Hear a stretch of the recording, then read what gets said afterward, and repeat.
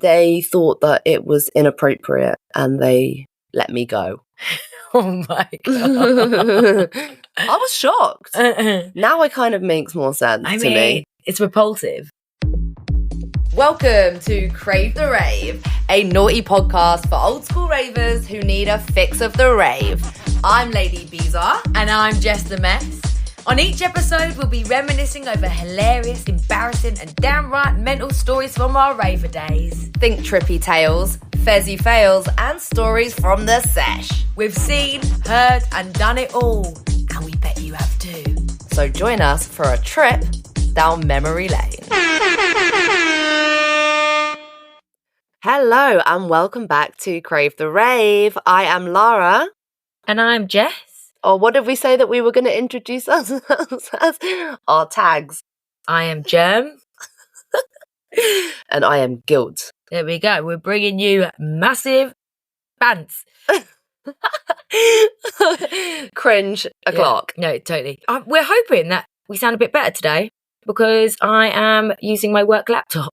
Yeah, fingers crossed. So let's hope it sounds better. Like, they won't be able to track it though, will they? Like, what if they hear, like, it's not like recording us or something? Like, what if, like, head office got, like, a recording of everything we're saying? Oh my God, I do get paranoid at work sometimes when I'm, like, on something that I shouldn't be. Nothing perverted, but, like, if I'm on something that I shouldn't be, that they know that I'm on it. Well, like the dark web? Yeah, I'm always on the dark web at work. No, more like Tesco's groceries, doing my online shopping. And I'm always scared to the powers above know that I'm doing my weekly shopping at work. No, I don't think they care. I mean, who would know about it? Maybe my manager, and she doesn't care. I've told her about the podcast. It's funny because when I tell people about the podcast, or like people are well up for it, they love it, the sound of it, but they always go, oh God, could get you fired at work. Like they always have like this paranoia about their work. But luckily, I mean, I won't speak too soon. You never know who's listening. But luckily, my manager knows about the podcast and is cool with it. And she's an old 90s raver. And in my one-to-one recently, she actually asked me all about Glastonbury and what drugs are taken there. So I gave her a rundown of what I thought might be taken there. So yeah, I think we're all right on the work laptop. I'm hoping that it's not going to go alert. There's a Crave the Rave is recording right now. But yeah, I'm not worried about it. Wasn't she asking you, like, what each substance did? Yes, but remember, we're recording on the work laptop now, so I don't want to go into it too much. Oh, okay. But I was happy to give her a rundown of how things went down. Real talk. But no, I'm not worried about being in trouble. I mean, I've been in far more trouble at work for my behaviour in the past. And, yeah. Have you been in trouble at work? Yeah. Not recently. Now I'm like a scaredy cat and I'm like... Well, now we don't really go out and do the same things that we used to. No, but even now I'm like overperformer, overachiever, Same. like geek o'clock.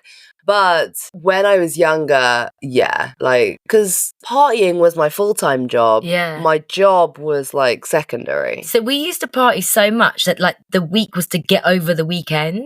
Yes. It took me years to be comfortable with the fact that I wasn't doing anything at the weekend and that the weekend is to get over the busy week of work. Like, honestly, my brain couldn't compute that for a long time. And obviously, like, I've settled down and like, you know, once I got my job that I do now, I realised I actually love my job and I wanted to take it seriously and I stopped partying. Or, you know, it was a slow wind down to stop partying, which I know a lot of people would have experienced. But throughout that process, rather than partying every weekend, I had to like, it went down to like every second weekend and then once a month and now never. But, you know, it would like take, honestly, everything in my being to be okay with not doing anything that weekend. And then like, I learned that actually you can rest at the weekend and go to work happy. It took me a long time to get my head around that, but that's where I'm at now. Thank God, because we used to fucking cane it. Yes, absolutely. I remember like we used to come to work, we used to meet on the train and I'd sleep the whole way on the train there, get to work. As we talked about this before, I used to sleep on my lunch break and then like I would just be like dead until Thursday and then Friday we'd go out and do it all again. Totally. And then like one of the cringiest things was when I like wrote on my status that I was in fire in Vauxhall at like 3 a.m. and I had work the next day and I didn't turn up for work the next day because I was still fucked. So, you know, that, but Baitehead. yeah, so bait. Actually, that reminds me of a really funny story. I remember once we had a house party at uni There's a boy there who I didn't actually know, but you know when you make best mates on the night? This guy called John, who's really funny. And he had to go for his work shift that evening to Nando's. Now, this is the day after the party, but we're still cracking on, okay? So imagine the vibes. He's got to go to work. We've all become really close, like the ones that are still at the end of the night, and he doesn't want to leave. So I think it's a good idea to call his manager for him and tell his manager that he's sick. So we rehearsed and we rehearsed and we rehearsed and we rehearsed. I was going to be his housemate's girlfriend. The phone rings and the manager picks up the phone and goes, "Hello, Nando's." I went blank. I was staring at his face and everyone else had heard me rehearse. And we all looked at each other and my mind went absolutely blank. It couldn't remember one thing that I'd rehearsed. And I was like, hi, I'm John's housemate. He's not well. And they're like, "What's wrong with him?" And I was like, "He's sick on the sofa." Not what we rehearsed. And then they were like, "Put him on the phone now, put him on the phone." And I was like, "I can't, he's not well." And he was going, like, gesturing like, cut the call.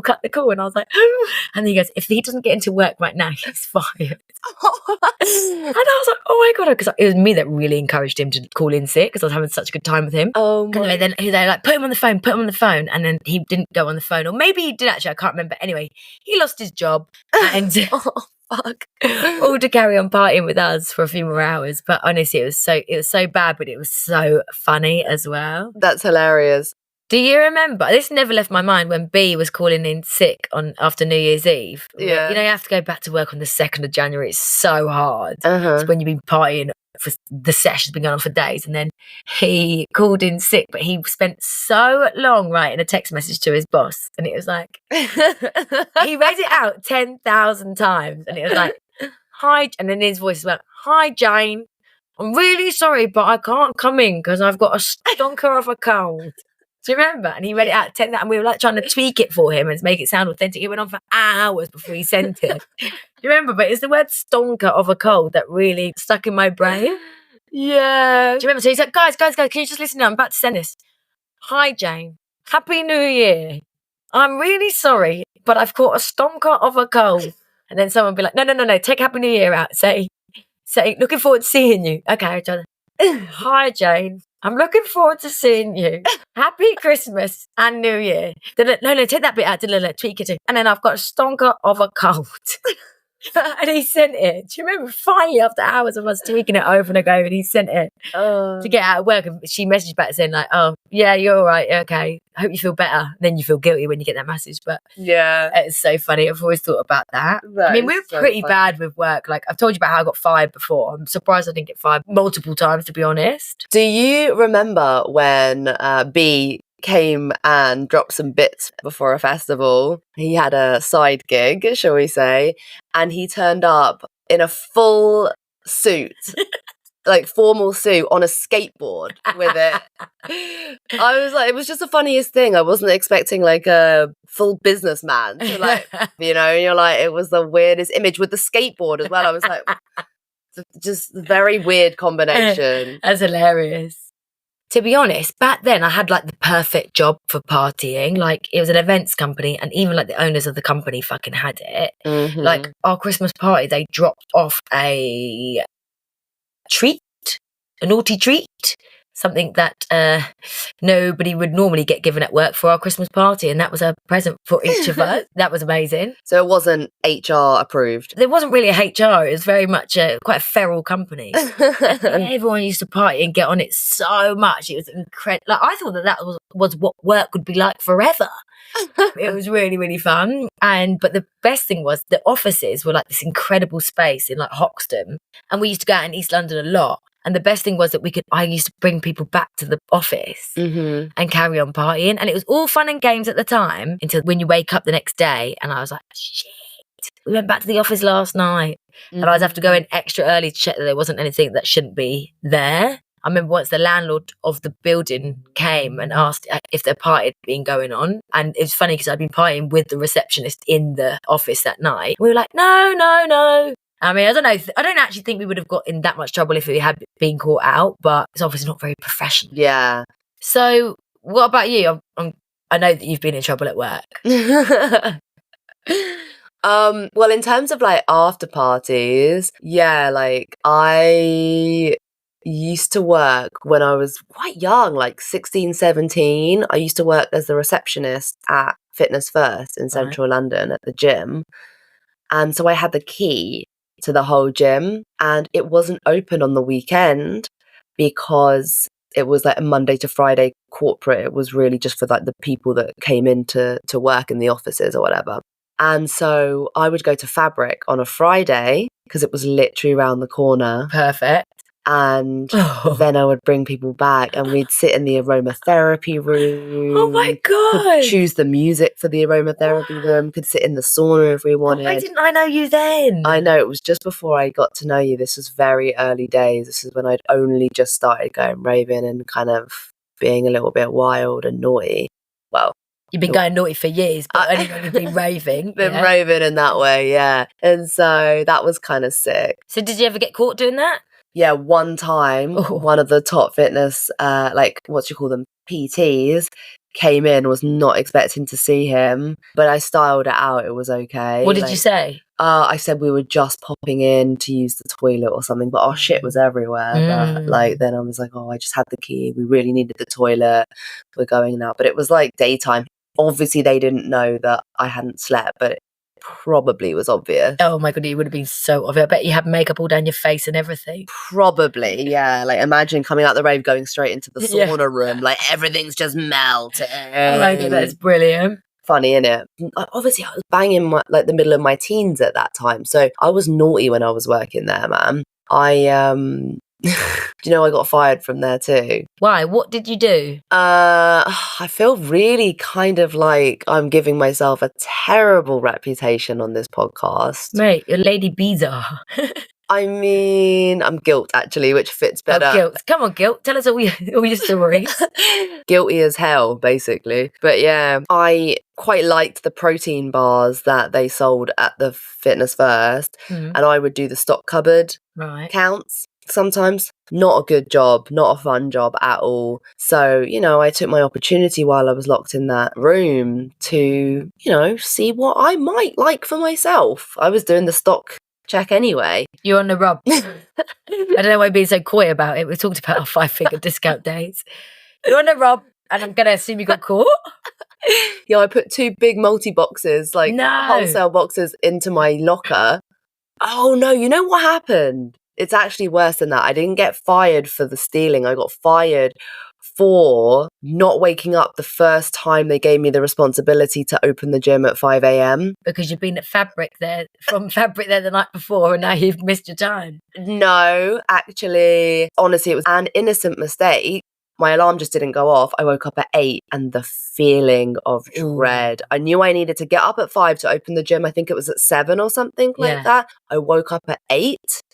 And I just was like, when you wake up and you're like, it's way too late. Like, this is bad. Instantly, I was like, this is bad.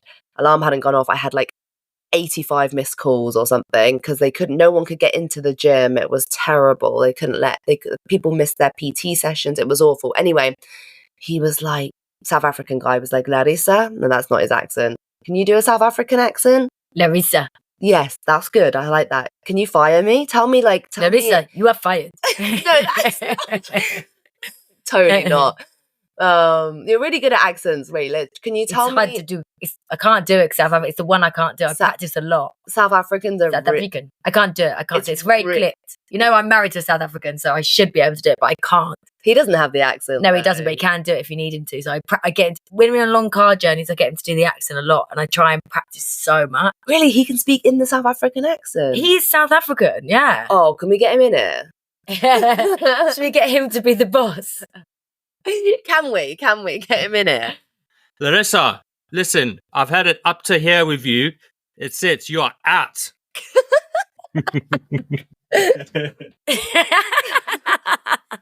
Thanks, Ash.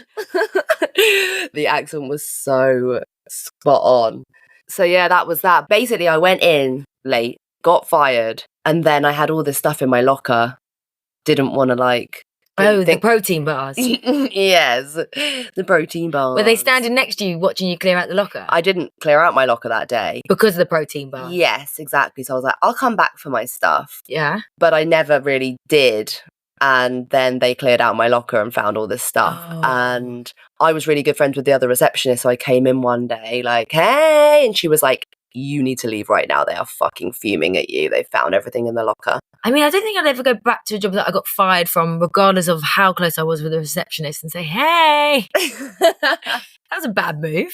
What did you think they were going to do? Oh, God.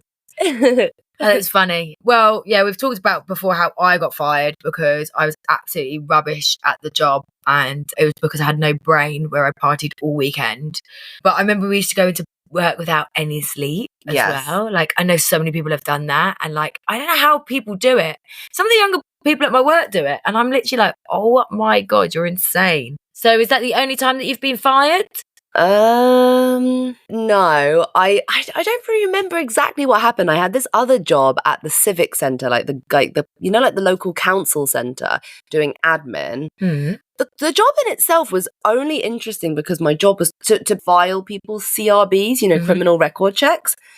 And rather than just get my job done, which was file them, print them, put them in folders, whatever the hell I was doing with them, I think I actually had binders and I had to put them in under names and da-da-da-da. All I did all day was just open them all and read them because they were so, like, actually I'd always look for the ones that, like, had stuff.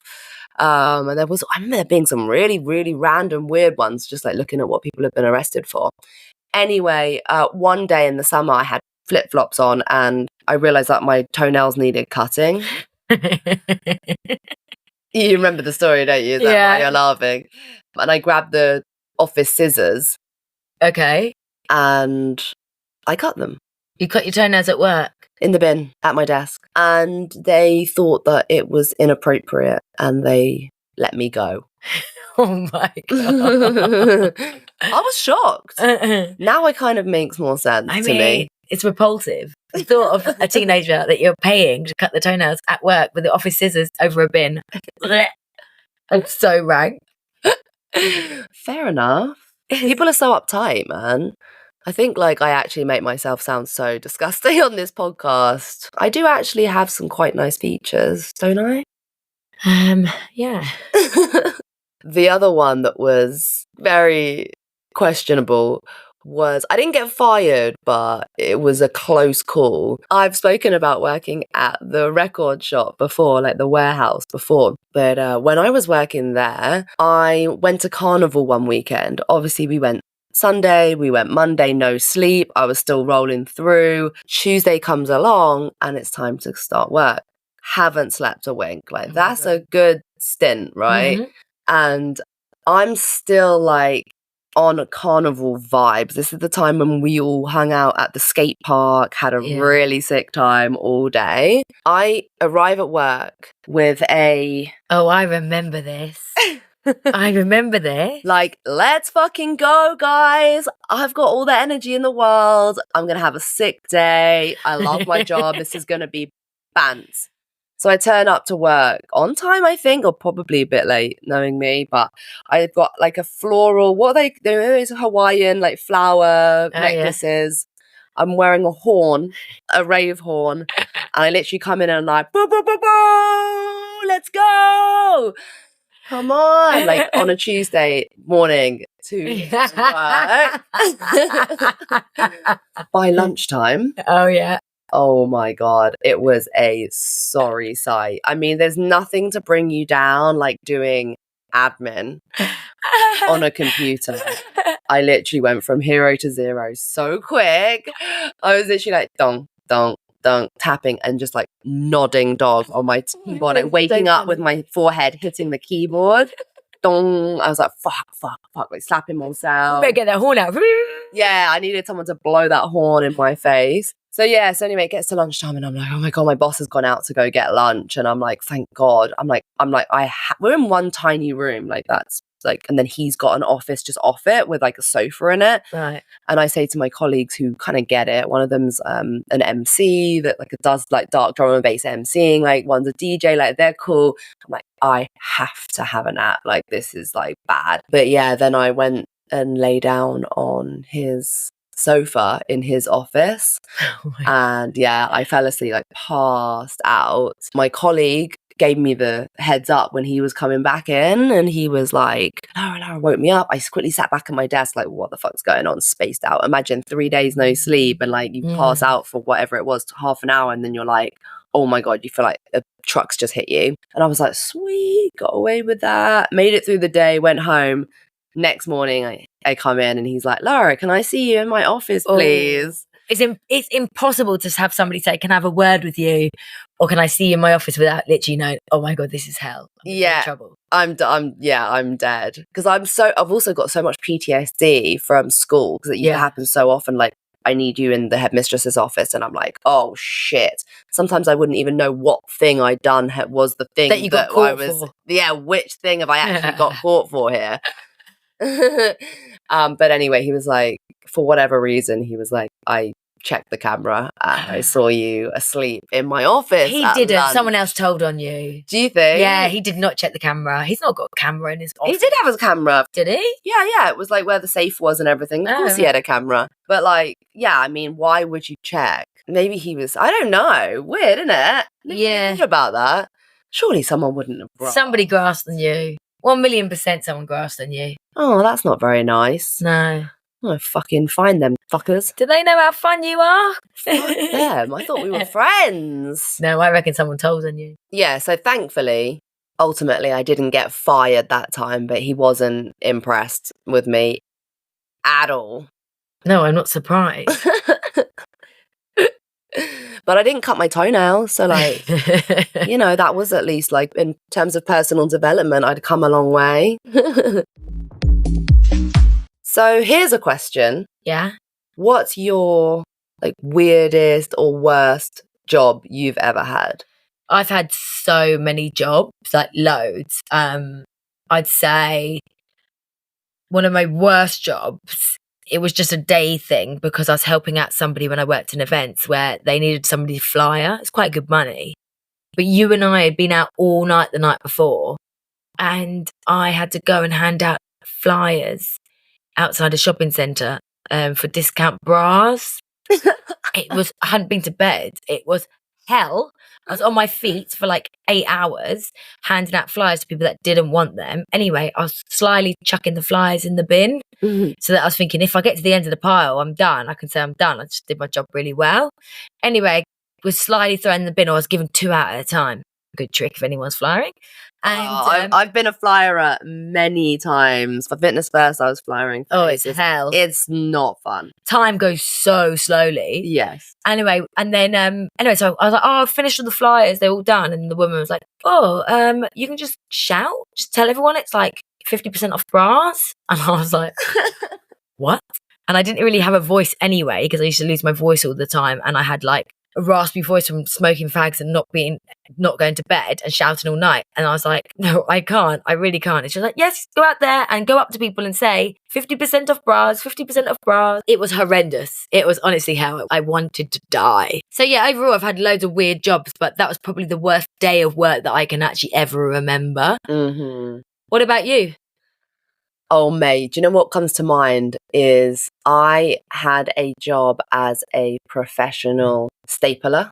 Oh my God. It was hell. Like, it was legitimate hell. I think it was about £5 an hour. And I was working for a crafts company with like a brochure. And they had all these orders from people that make homemade cards. Right. And so it was like, you know, pipe cleaners and bits and bobs, craft shit.